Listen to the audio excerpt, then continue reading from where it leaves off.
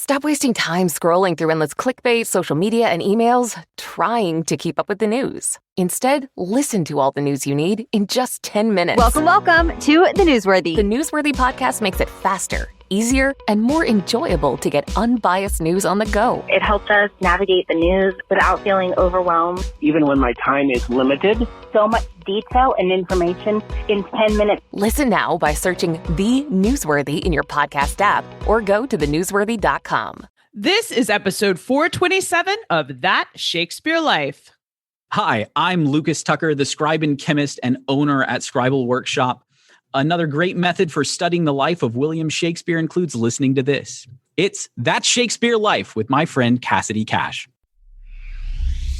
Welcome to That Shakespeare Life with Cassidy Cash. Cassidy believes that if you desire to successfully learn or perform Shakespeare's plays, then understanding the real life and history of William Shakespeare himself is a must. That Shakespeare Life is the podcast that helps you go beyond the curtain of some of Shakespeare's most iconic works and explore the world of early modern England as Shakespeare would have lived it, learning from the writers, historians, and performers who know it best.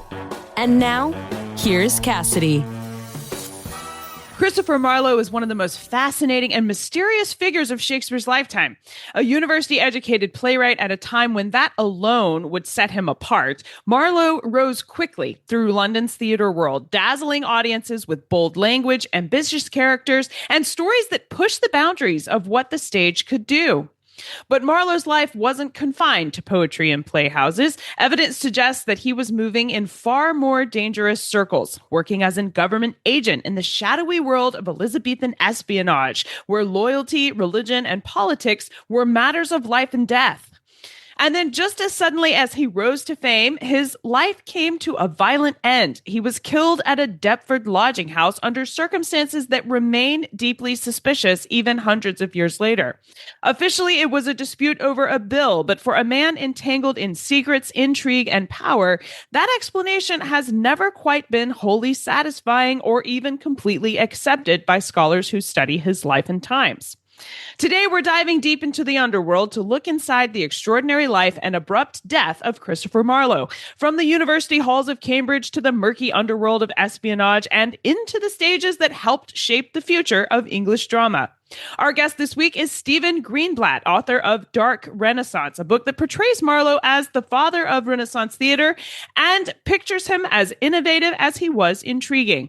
Stephen's work brings together history, literature, and the hidden forces that shaped the Renaissance world Marlowe inhabited, and we're delighted to have him be our guide this week as we step into the brilliant, dangerous, and ultimately tragic life of Christopher Marlowe. Stephen Greenblatt is Cogan University Professor of Humanities at Harvard University. He is the author of 16 books, including Dark Renaissance, The Dangerous Times and Fatal Genius of Christopher Marlowe, and Will in the World, How Shakespeare Became Shakespeare. He is general editor of the Norton Anthology of English Literature and the Norton Shakespeare, and he has edited 7 collections of criticism and is a founding co-editor of the journal Representations. He was named the 2016 Holberg Prize laureate. His honors include the MLA's James Russell Lowell Prize, the William Shakespeare Award for Classical Theater, 2 Guggenheim Fellowships, and the Distinguished Humanist Award from the Mellon Foundation. See more about Stephen Greenblatt, including other books he's written, and his many distinguished accomplishments in the show notes for today's episode. Hello, Stephen. Welcome to That Shakespeare Life. Thank you, Cassidy. Nice to be here. Why was Marlowe suspected of writing the Dutch libel that landed him in so much trouble? I was surprised by this because I felt like he would have been smart enough not to use the name of his own play on this work. So how did he end up suspected of this in the first place? Well, someone clearly wanted Marlowe's fingerprints to be all over the Dutch church libel. You're right, of course, that Marlowe would have had to be an idiot, unless he wanted to be caught, to put not just the name Tamburlaine at the end, but other allusions to plays that he had written. So the answer is a little unclear, obviously, like so many things in this story. Someone might have been trying rather crudely to frame Marlowe. Alternatively, whoever wrote the anti-immigrant placard and tried to implicate Marlowe as its author, if that's in fact what we're looking at, may have had a very low opinion of the intelligence of the police and thought, well, maybe that might be Christopher Marlowe. So that's say the idea would be vaguely that of if you know, thinking of Shakespeare, if you think of Dogberry in Much Ado About Nothing. I was absolutely thinking of Dogberry. Well, why did the authorities go after Kidd first? I mean, they had this reason to suspect Marlowe, but they didn't immediately go get Marlowe. They went after Kidd. So was this whole connection to Marlowe, I think you suggested this just now, that it might have been a frame up? Not clear. The authorities acted quickly. The Privy Council was eager to solve this problem. They took very, very seriously the threat to cut the throats of the immigrants, to go after them, not because they were particularly sentimental about immigrants, but because they didn't like disorder. If they were going to cut someone's throat, they wanted to do it themselves and not have a popular crowd do it. Besides, they were actually protecting these Protestant refugees. Why they went after Kidd, again, we're talking about things that happened hundreds of years ago in a very murky moment. But my guess is that they went, someone noticed the name Tamburlaine, thought we should talk to Marlowe, probably went to the Rose Theatre and asked, there's no telephone book where they could look up Marlowe's address. They probably went to the Rose Theatre where they knew that Marlowe had a relation and talked to people and said, where can we find Christopher Marlowe? Someone at the theater said, well, we're not sure, but he used to share a room with Thomas Kidd. We know where Thomas Kidd lived. So they went off to Kidd and knocked on the door, probably looking for Marlowe. That's at least one scenario. They could also have thought, well, it probably wasn't Marlowe, but maybe it was Thomas Kidd. I mean, though actually, I don't believe it was Thomas Kidd. And Kidd would also not have written anything quite as crude as that if he were trying to connect this threat to Marlowe. So it seems like somebody was after Marlowe, but we talk about perils of being a homebody. You know, Marlowe kind of skirts around the initial investigation by the police because they can't find him. And Kidd ends up under the gun here because he was at home when they came knocking at his door. So tell us what happened during Kidd's interrogation. Well, they came to his door. He must have realized immediately that it was serious because these were agents of the Privy Council. They would have worn a badge. The Elizabethan period loved badges. They would have worn a badge that indicated just exactly who they were and how serious this was. Kidd, in his own account of what happened, seems to indicate that he was extremely cooperative. That is to say that he went and found, they started rummaging around in his rooms. They probably explained what they were there for. Maybe they didn't. But he brought them lots of other papers. He was a writer, and he had paper in his rooms. And he obviously told them that Marlowe wasn't there, but he brought them lots of papers to show that he wasn't implicated at all in the Dutch church libel, as it's called, that to say the anti-immigrant placard. And that effort on his part to placate them by bringing them papers turned out to be a mistake because they then, one thing that's clear from the account is that they actually stopped to read what they were finding. They didn't just put it in a bag and take it off somewhere to study.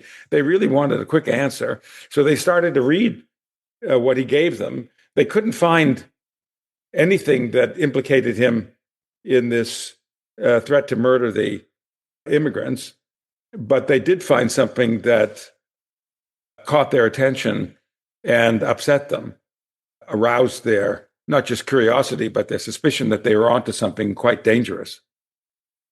And they were kind of looking, I'm going to say out for blood here, because they were looking for something to hang on somebody. Somebody was going down. So Kidd was kind of between a rock and a hard place in terms of what they were going to find. Now, in Stephen's book, he goes over Kidd's letters to Puckering. Stephen, explain these letters for us and the significance of Alexis in particular.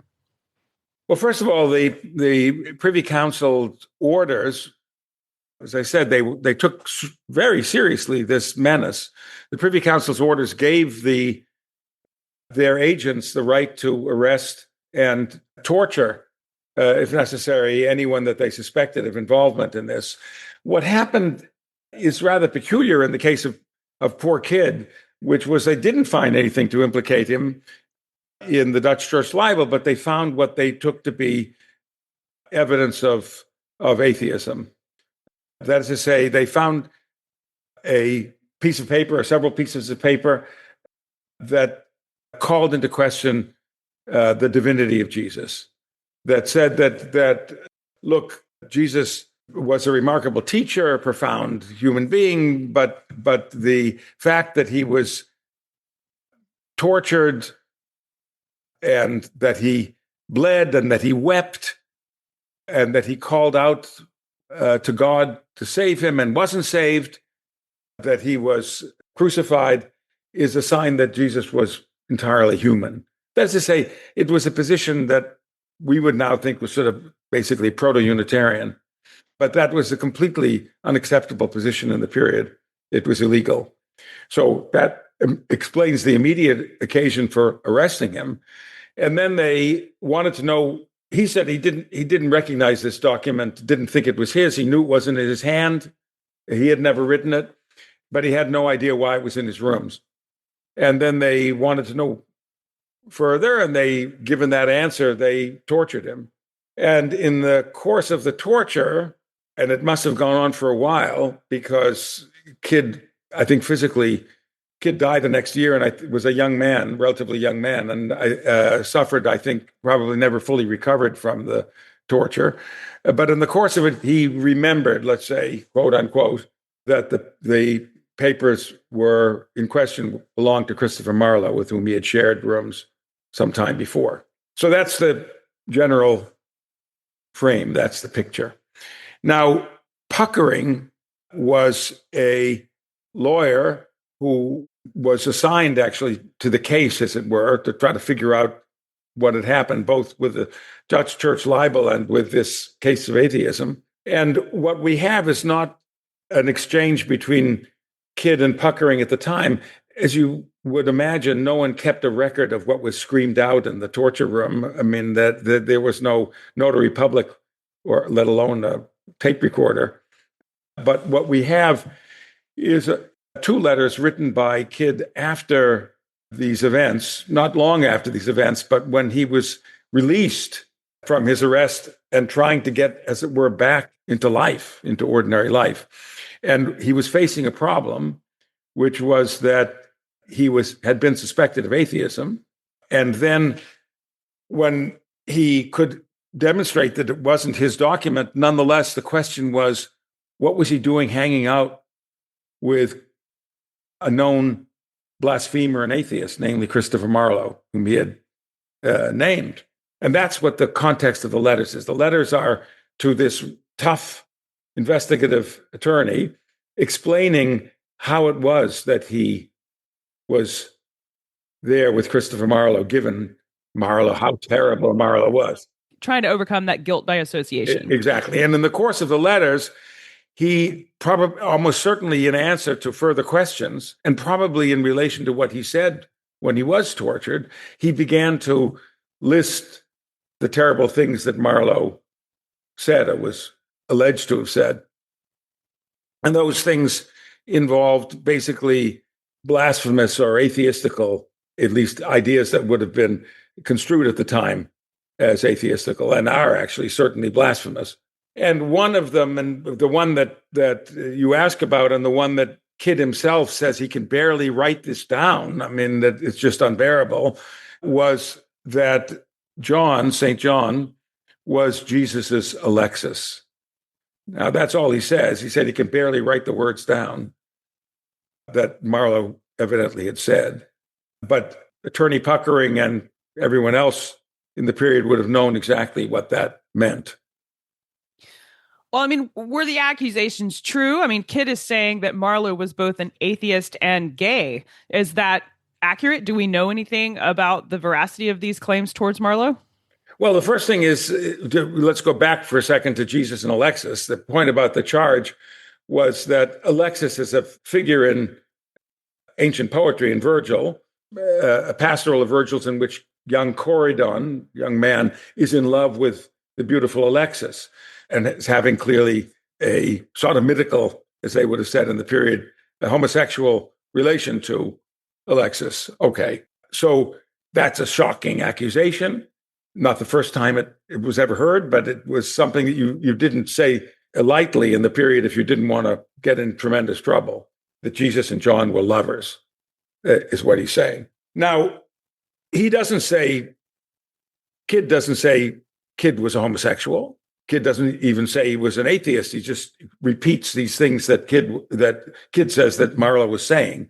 And the reason I put it that way is because, first of all, the word gay doesn't exist in this period, and the word homosexual doesn't exist in this period. The word sodomite does exist. It refers to a particular sexual act between men, or actually between men and animals as well. And in fact, it could refer to a sodomitical act between a man and a woman. It refers specifically to anal intercourse, possibly also oral intercourse.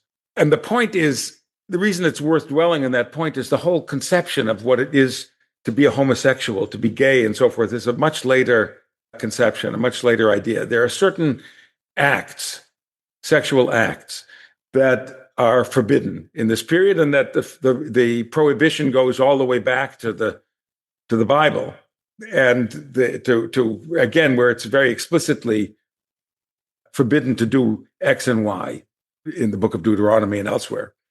So that's what Marlowe is being accused of. And the reason I say that is that I mean, do we think that Marlowe was gay? What do we mean by that term? Do we think that Shakespeare was gay? Francis Bacon was gay? I mean, it's very clear from the evidence that survives from the time that they were interested in and engaged in love for men. That, after all, let's start with Shakespeare's sonnets. But the act itself, the sodomitical act that the state was interested in, to say that they were, and that they actually had on the books, that was a capital offense, that doesn't immediately mean what we would mean. It sounds like, from what you're saying, the root of everything, the thing that gives feet to Kidd's explanation, or the reason that would be an argument he wanted to go to, is because it was about religion. It was about a violation of the Bible. It wasn't actually about trying to accuse him of being in relationships with anyone. It was about this: we're discrediting this person because of their of the religion. You could make that argument because of the religious perspective of Elizabethan England. They were saying, if I can find something in the Bible that you've violated, if I can accuse you of blasphemy in any way, then I've got grounds to stand on. Well, that's certainly true, Cassidy. But I don't want to swing the pendulum quite as far as you just suggested the other way, because in fact, the charge of male-male love in a physical way is a serious charge in the period if it's connected to a forbidden act, namely sodomy. So it's just a different system. That's why it's worth getting your head around, if you can, from our own system, which is that it's actually the Shakespeare's times celebrated the love that men have for love, the deep love of male friendship. Why was Etienne de la Boétie my friend? Says Montaigne, because it was he, because it was I. You love your friend. Male friendship is hugely celebrated in the period, but a certain act, sodomitical act, is absolutely forbidden, and in fact, according to the law, is a capital offense. That said, as I write in my book, what goes on when the lights are out, when the candles are blown out, and when men are sleeping with each other in bed, as they did quite routinely in this period, you would have to be, I think, quite naive to believe that whether it's on the books or as a capital offense or not, that didn't happen actually quite a lot. It happened, obviously, with people who have, by our standards, who are homosexual, that is to say, whose principal form of sexual desire is for same-sex love objects. But it also happened just between people. I mean, for men sleeping with men, women sleeping with women. In some sense, the fact that the law on the books actually said we would kill you if you did this meant that almost no one brought these charges against anyone else, even though we can be absolutely certain from the nature of human nature that there were many people who violated these rules. That highlights the betrayal of Kidd in these letters, I would think. Yeah, that's true. But I mean, it's easy, and people do speak extremely ill of Kidd, but Kidd was being tortured. Kidd didn't say immediately within 5 minutes, "Oh, this was Christopher Marlowe's." He actually they had to put him on the rack before he remembered, quote unquote, that the document was Marlowe. So I'm inclined actually to say, poor bastard Kidd might have been better off saying immediately that it was his former roommate and spared himself the torment.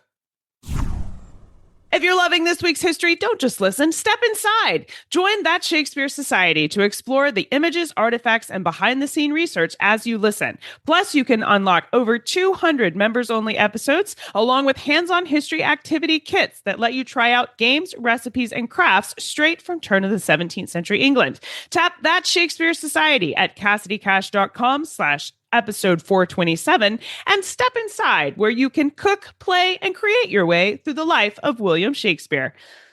And now, let's find out what really happened to Christopher Marlowe. We've covered on our show previously that universities were known to be government recruiting grounds for spies. But in Marlowe's story, I found it really surprising that a student recruited to be a spy would go on to work as a playwright. Firstly, I didn't think that you could, it felt like a once a spy, always a spy kind of situation. So I'm surprised he could sort of change careers that way. But secondly, I was wondering about whether we should look at the theater as a place where government spies would have been operating. Could it be that Marlowe was placed there on purpose? Well, there are two somewhat separate questions, Cassidy. In the first place, of course, you're right, and you, as you've said previously on the show, that universities then, as universities now, are very convenient places to recruit agents. I mean, they were particularly in this period because they were, as I write in my book, because there was tremendous anxiety about the relationship between Catholics and Protestants and about what you could find out in universities and so forth and so on. And then there are other reasons why, all the way into our own century, spy agencies, the CIA, MI6, and so forth, look to universities to recruit agents, young agents. Besides, at least at the beginning, it's a young man's game or a young woman's game. It's a peculiar profession and very dangerous, or can be extremely dangerous. All right. The question that you ask has multi-layers. And one thing that you half ask in your question is, was it possible to be a spy and then go into a different profession? And we don't know the answer to this. I think that most Marlowe biographers have imagined precisely this, that Marlowe did something, we don't know what, when he was at university, when he was in his MA years at university. And then he decided to go on to London to be a playwright. And maybe that is what happened. I'm skeptical about this account for reasons that you've already implied. That is, I don't think it was so easy to be a spy and then decide, well, I think I'm finished with that, and I'm going on to something else. I don't think it's easy now, and I don't think it was easy then. Now, do I have any evidence for this? Yes, I think I do. The evidence, I would say, would be that all the way through Marlowe's life, and we have actually, oddly enough, quite a few little hints and records of things that he was up to, through that life, he seems to have had some relation to other people who were involved in the spy service, going right up to the terrible end, to the people that he was having his day's outing with in Deptford on the day that he was murdered. So that's one part of the answer. And the other part of the answer is that though it may be the case that you could simply drop your relation to the spy service and go on, it is very peculiar that Marlowe had the whole set of connections that he had in the course of the rest of his life. I mean, we're starting with someone who was a cobbler's son from Canterbury, an absolute nobody in this period. And yet the life as it unfolds has a set of very, very peculiar lines that lead in multiple directions where you wouldn't have thought they would lead. I would add to one other thing to this, Cassidy, which is that the people who think that Marlowe did something briefly and then went on to decide to do something else, to live life in London as a playwright and poet, tend to underplay whatever it was that he did. The theory goes that, well, maybe all he did was he was just asked to go and pick up some papers somewhere, to be a courier and deliver some documents from one place to another. Maybe. But the document that was sent, the letter that was sent by the Privy Council, the principal officers in the Elizabethan realm, to the university authorities saying, give him his degree, when the university authorities said they weren't going to give him his degree because he'd been missing for long periods of time. That letter says that he did the state very important service, that he did something very important for the country. They don't normally say, first of all, there aren't 50 such letters. There's one such letter that I know. I was going to say, I don't know that sounds like a rarity. Yeah. And secondly, for this nobody, if he was just picking up some papers and bringing them from one place to another, it's to me wildly unlikely that so many people at the very top of the realm would get involved in having him receive his MA degree. What do they care whether he received his MA degree or not?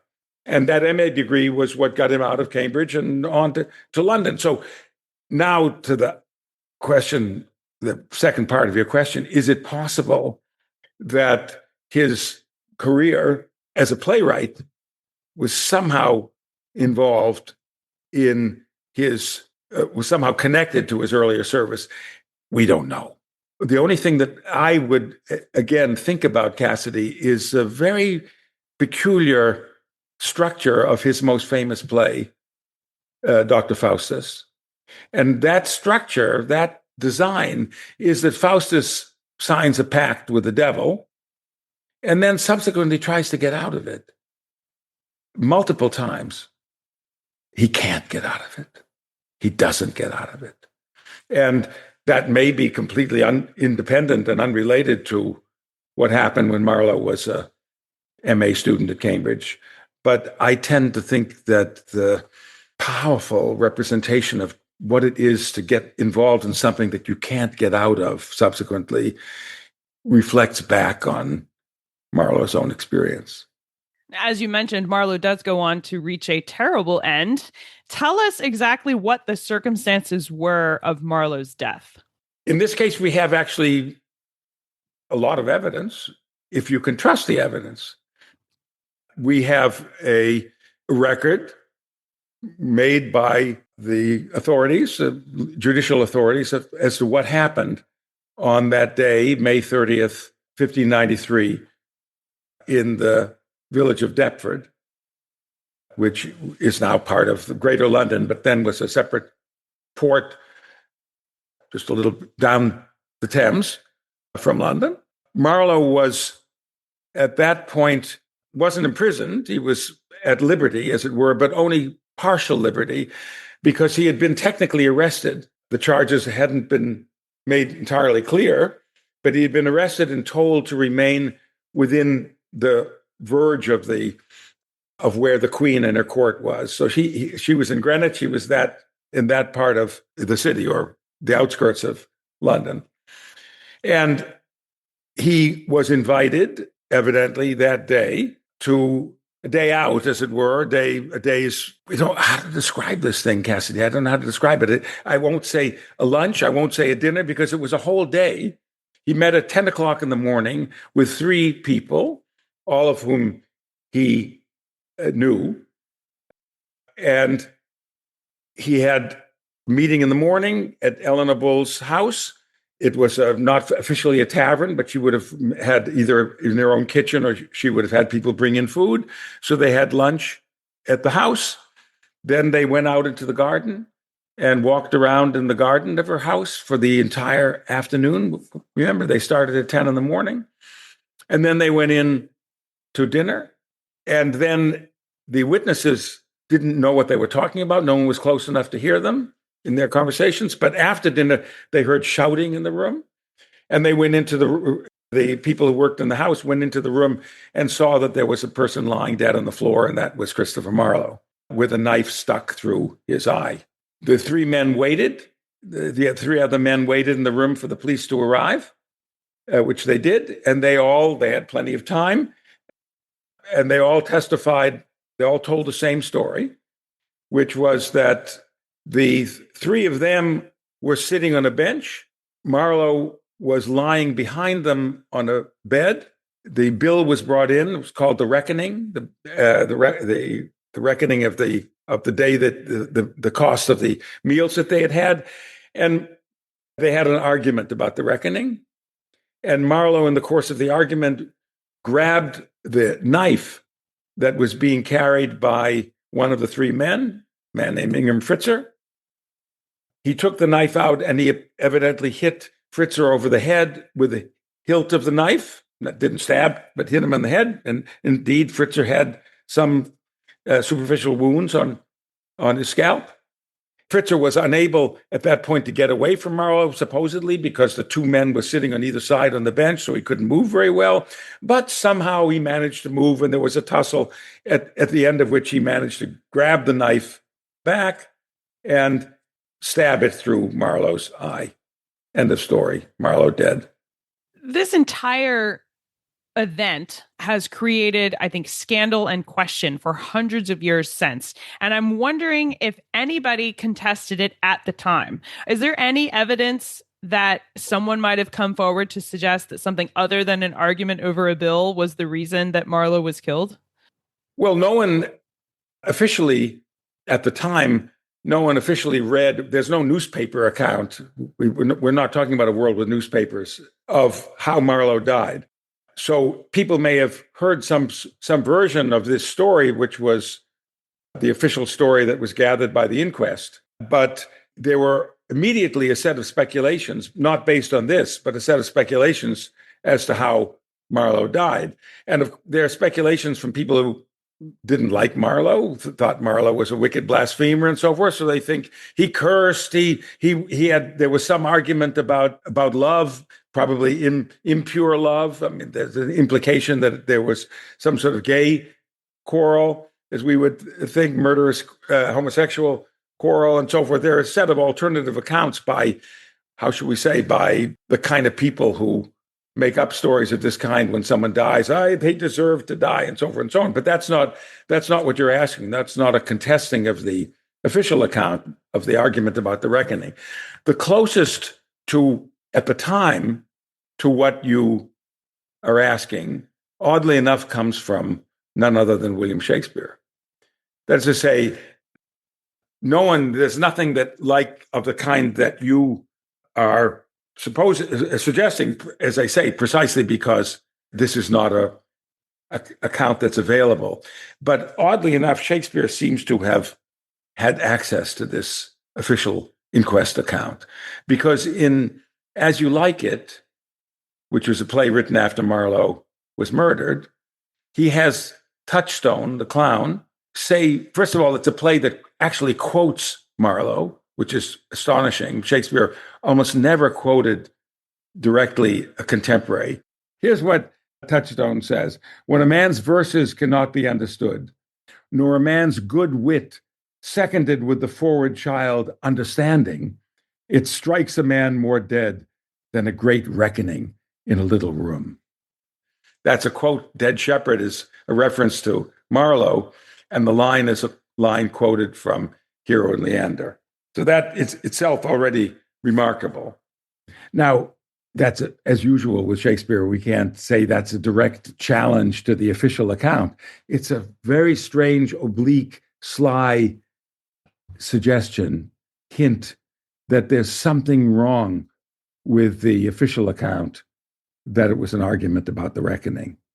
It's something about understanding, about verses, about whether the verses can be understood or not, something that is alarming, perhaps, to the authorities about what Marlowe had written. Something is implied there that isn't quite stated. And that's the closest to what you describe. And of course, many people afterwards have called into question the official account. I should add, Cassidy, that many people, including many very, very gifted biographers of Marlowe, think that the official account is probably the true one, that Marlowe had a quick temper, that he was rash, that this is a banal end to a life, but often things happen that way.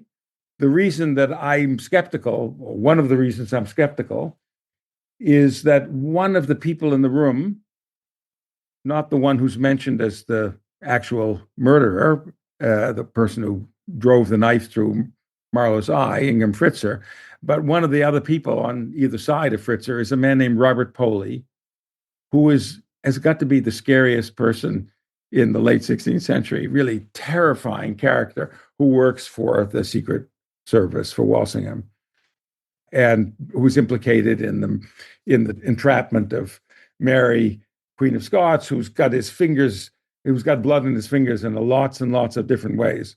And anything that Poley said to the inquest or elsewhere is immediately, I think, open to the most serious doubt, because he's a famous, notorious liar as well as a terrifying character. Certainly a questionable someone to be having lunch with. Yeah, and dinner, and a long walk in the garden in the afternoon. Our next question comes from a listener of That Shakespeare Life, Annie Garlinghouse. Thank you, Annie, for sending this in for today's show. Annie asks, what are Stephen's thoughts about the theory that Eleanor Bull operated a safe house where Marlowe died? Well, it's a wonderful question, and it probably is a question that comes originally from, but maybe I'm wrong, but from a book that I think is a thrilling book by Charles Nicholl called The Reckoning. He's about the death of Christopher Marlowe.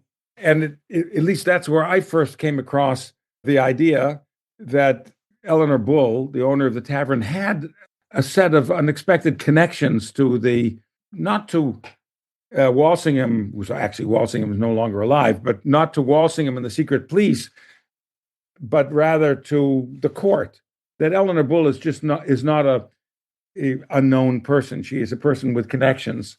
And that's a fascinating detail that Charles Nichols managed to find. It doesn't mean that she was running a safe house.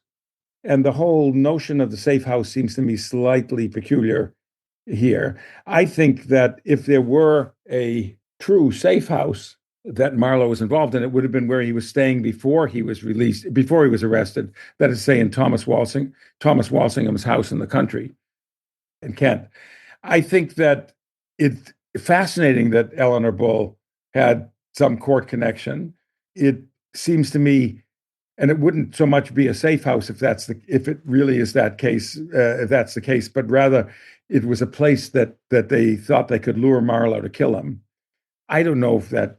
It seems unlikely to me that Eleanor Bull is involved that way. But as I say, like everything in this case, in Marlowe's death, it's incredibly tantalizing. One of the major premises of Stephen's book, aside from delving deep into the espionage, murder, and betrayal of Christopher Marlowe, was the idea that Marlowe is due credit for the renaissance of playwriting. Stephen, when you outline Marlowe's treatment of Ovid, changing the meter of the lines, are you suggesting there that playwrights, including Shakespeare, use iambic pentameter because of Marlowe's metrical innovation? I am basically suggesting that, Cassidy, not because Marlowe invented iambic pentameter blank verse. There's a version of that. Something is always around before, and there is a version of that from earlier in the 16th century in Surrey's translation of Virgil. But Marlowe basically invented blank verse as the principal medium for the theater. He came up with this extraordinary, in that sense, innovation.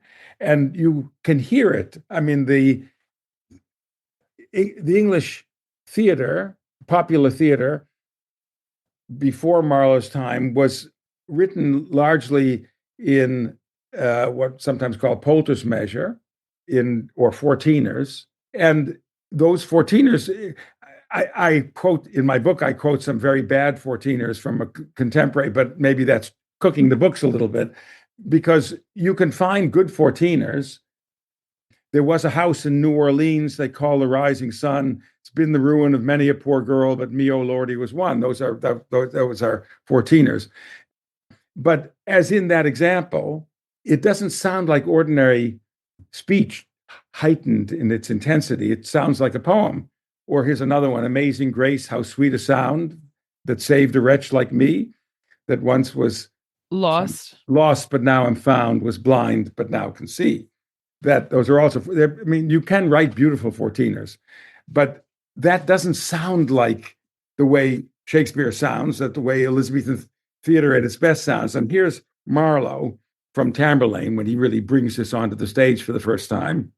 Nature that framed us of four elements, warring within our breasts for regiment, doth teach us all to have aspiring minds. Our souls whose faculties can comprehend the wondrous architecture of the world and measure every wandering planet's course, still climbing after knowledge infinite and always moving as the restless spheres, wills us to wear ourselves and never rest until we reach the ripest fruit of all, that perfect bliss and soul felicity, the sweet fruition of an earthly crown.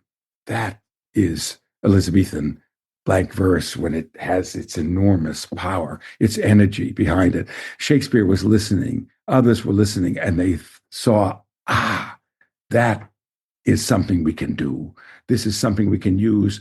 And it has enormous range. It can sound grand like this, but it can also sound intimate and quiet. And it doesn't sound like there is a house in New Orleans they call the Rising Sun. It sounds like ordinary human speech, but human speech lifted to a higher plane. It's like adding a soundtrack to a movie. Exactly. You have the background. Well, I know that there is a ton of research that went into writing Dark Renaissance. I mean, absolutely. You've shared with us all of this in depth here today. But as an expert in this area of history, we would like to seek your advice as a reliable source of if we want to explore Christopher Marlowe and all of these questions we've been talking about today even further. Where should we begin? Of course, with Dark Renaissance. But after our exploration of your book, where should we look to learn more? Well, I've already mentioned Charles Nichols' I think, exciting book called The Reckoning. I happen not to agree with its final conclusions, but that doesn't much matter. I mean, it's a terrific book. If you want to read a very, very good, detailed biography of Marlowe with quite a bit written less, how should we say, as a page turner, which I tried to do in my case, but I think a quite wonderful, deep book. There's David Riggs's book, The World of Christopher Marlowe, which I think is, there are many other biographies, many other good biographies, but I think that's the best of the ones available. And then I have a soft spot in my heart for a novel by Anthony Burgess called A Dead Man in Deptford. It's fiction, so it has, please don't believe it is an accurate historical account. Take your grain of salt, but yes. Yeah, but it's terrific. I think it's a terrific book. There is obviously a great deal more history and certainly more intrigue from Marlowe to be explored inside Stephen's book titled Dark Renaissance. If you haven't picked up your copy yet, you'll find direct links for where you can grab one right now on the episode show notes page, along with links to all of these resources that Stephen recommends for you today. So make sure you stay tuned for the URL for where to find those. Now, Stephen, we ask everyone this next question here at That Shakespeare Life, and that's, what's the one book you would take with you on a deserted island? My friends in England tell me I'm supposed to allow you the complete works of Shakespeare and a copy of the Bible, so your choice would be in addition to those.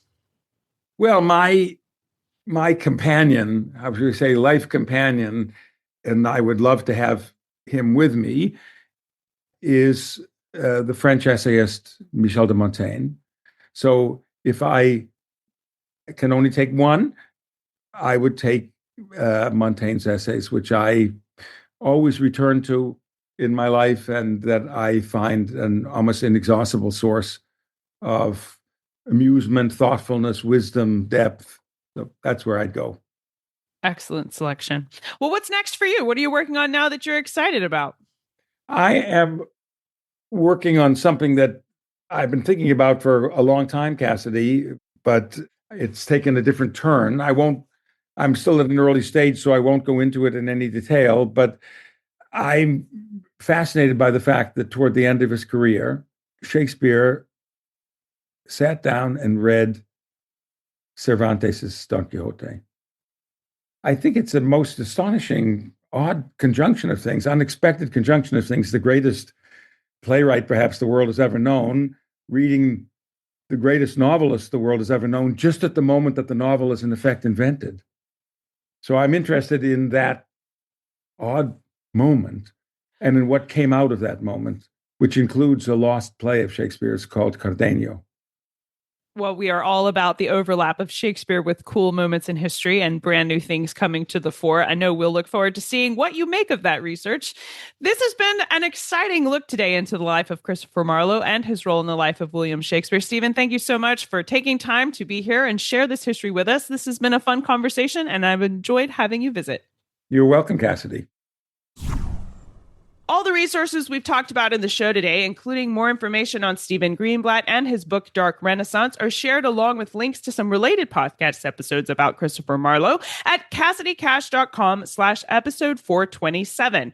While you're there, don't forget to check out That Shakespeare Society if you'd like to go one step further beyond listening and really get to experience some of the history you learn about here on the show.